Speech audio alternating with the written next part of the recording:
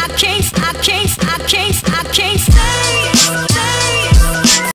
guys, good morning. So, hindi ako makakapag behind the scene kasi if ever mag behind the scene ako, baka sa 2017 na siya ma-post or ma-publish. So, yun, ang ganap ngayon, ayan, kung napatay ko na yung mga ilaw dito, ganyan, kung ano na nangyari, yun lang yung magagawa ko. So, ito yung last na yata na makakasama ko yung grupo na yon o itong network na to.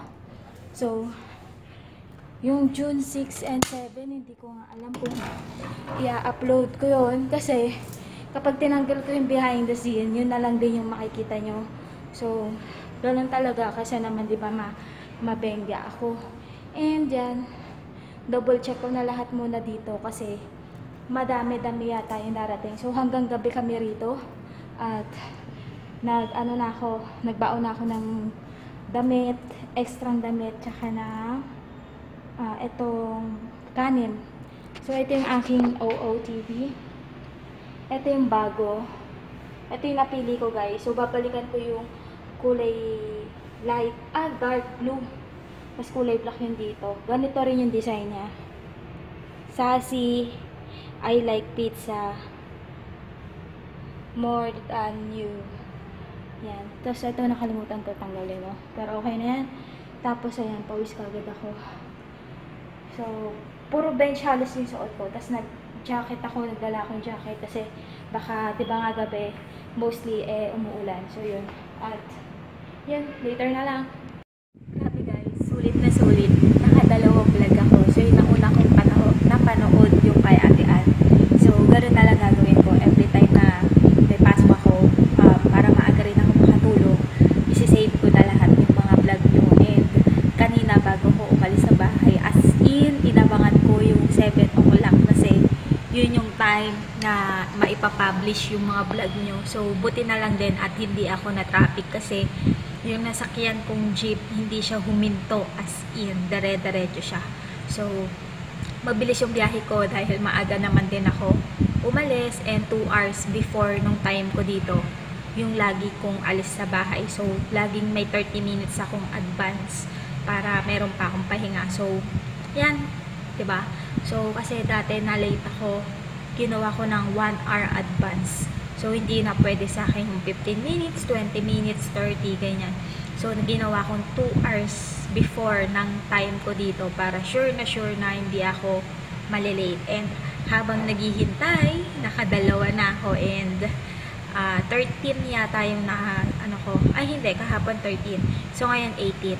Meron akong naabangan na 5. And bago ko pumasok, pinanood ko yung kay ate, Pinay New Yorker. So, meron siyang giveaway guys. And yun, yun yung pinilit kong tapusin habang naghihintay ma-upload lahat or ma-save lahat ng vlogs nyo. So, yan. Napaka-helpful nun sa akin. And eto na, tsura. Hindi pa ako nag-makeup kasi yun, ang dami kong tigyawat dahil nga yung ganto namin, yung wall, hindi pa siya napipaint. So, yung mga pinagpahiran nung palitada, nagbabakbak. So, kailangan niya mapinturahan. Kaso, hindi pa nga pwede. And, yun. At, later na lang, guys. Ayan, guys. So, nagme-makeup pa rin sila. And, may mga dumating na dalawa. So, dalawang artist na yung nandito. At, naantay na lang silang matapos ma-makeupan at pagka nabihisan na, tuloy-tuloy na. So, ngayon umabot na ng 12 o'clock. So, lunch break. And yung iba, continuous pa rin sa pag-makeup kasi nga, para mag-continuous yung flow namin. And walang ma-idle.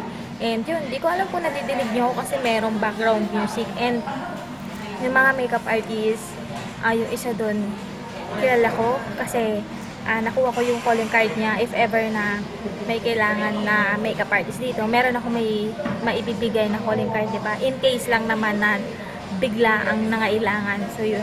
At, yan, ang daming damit. Grabe, guys. So, hindi ko naman siya pwedeng itapat sa inyo. So, yan. Chika minute na lang siguro yung mangyayari nito. So, yun. guys, so ang bait ng hairstylist.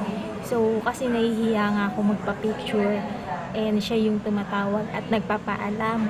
So ako naman, inaantay ko na lang yung artist matapos. So doon ako magpapa-picture. Then yun, maganda doon, kadikit or kakilala niya rin yung mga ibang makeup artist, hairstylist. So nakakapagpa-picture ako agad.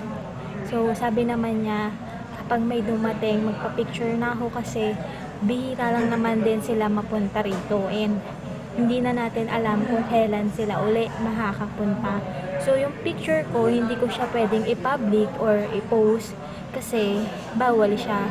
So para hindi rin ako mabenga, yun nga, paulit-ulit ko sinasabi, para hindi ako mabenga, mas sinusunod ko na lang yung mga sinasabi nila kasi kapag nagkaroon ng problema, mas baka matanggal ako dito sa trabaho ko, 'di ba? So yung sinabi niyang artist na darating, aantayin ko siya and ayun, mag-aayos na rin ako.